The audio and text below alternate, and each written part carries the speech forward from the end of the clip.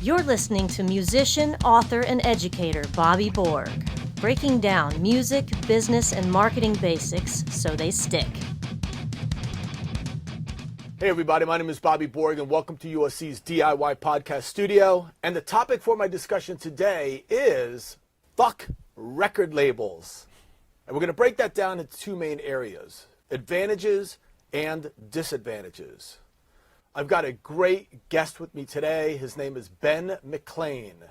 Ben McLane is a music business attorney at McLane and Wong, an entertainment contributor to Rolling Stone and NPR, and a regular lecturer at events like Folk Alliance, NAMM, and South by Southwest. So hey you guys, with the success of independent artists like Macklemore and Ryan Lewis and Chance the Rapper and recently NLE Choppa, a lot of independent artists are left feeling and literally saying, fuck record labels. So what I want to do right now is I want to talk about the advantages and disadvantages of this type of attitude. So let's just kick right into it. Part one, advantages. And specifically what I'm referring to is obviously, the advantages would be things like, a greater share of whatever profits there are, master ownership, etc. So please elaborate a little bit. Well, I think the biggest thing that artists, at least the ones that I work with, they kind of want to control their destiny. So that means maintaining their copyright ownership. So there's two copyrights when you create a record. There's the P in the circle. You ever look on the back of a CD, you see a P in the circle. That's the master recording. That's what everybody calls a master. And then there's the C in the circle, the song, the lyrics and the music. So they get to control their destiny and own that. Can you think of anything else? I think you mentioned creative control. Yeah, well, just the song sequencing, what songs you're going to put out, the singles, what videos you want to do, the artwork, how you roll all that stuff out. Nobody has to tell you how to do it, or you don't need mutual approval. Right. So that's a big deal for a lot of people. Okay, and then also let me throw another thing in there. I can tell you from experience is that you don't have to worry about the phrase that used to drive me nuts: "Hurry up and wait." Mm-hmm. I sort of made the decisions about when things would happen, and I wasn't sitting around waiting for the phone to ring. And that was a great sort of feeling of control. I've kind of seen it all. I've been indie, DIY, and major.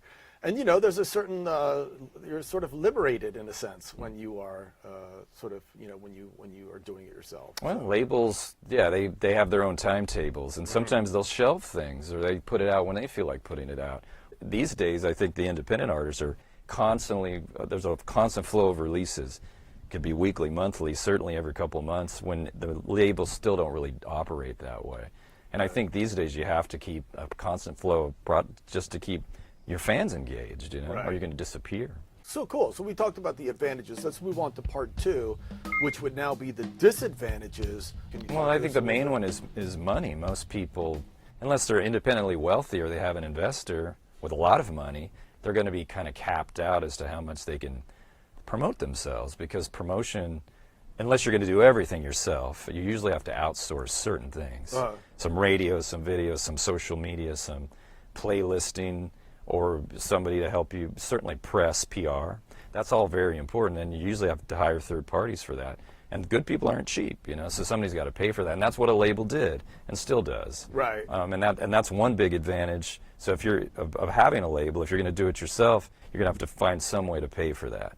Yeah. So that's a disadvantage. And then also I think you're capped out also in how big you can get, because when we look at all the big superstars, the Madonnas and the Taylor Swifts and the Katy Perry, they're all on major labels. Right. Because they have that kind of clout branding, international marketing thrust that you're never going to get completely on your own, I don't think. Right. So, but that's okay, because most people don't need to be a superstar to make a living in this business. Right.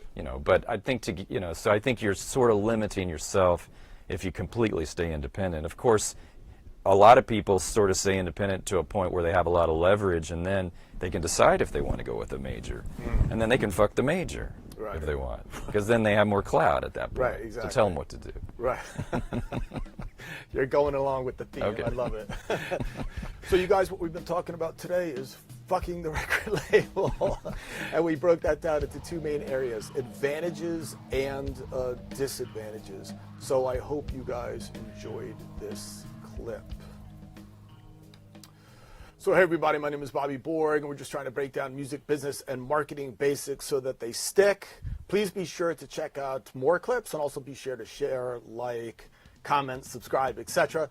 Also, be sure to check out Business Basics for Musicians and Music Marketing for the DIY Musician, which is now in its 2nd edition. And as I always say at the end of these podcasts, peace, and thank you very much for watching.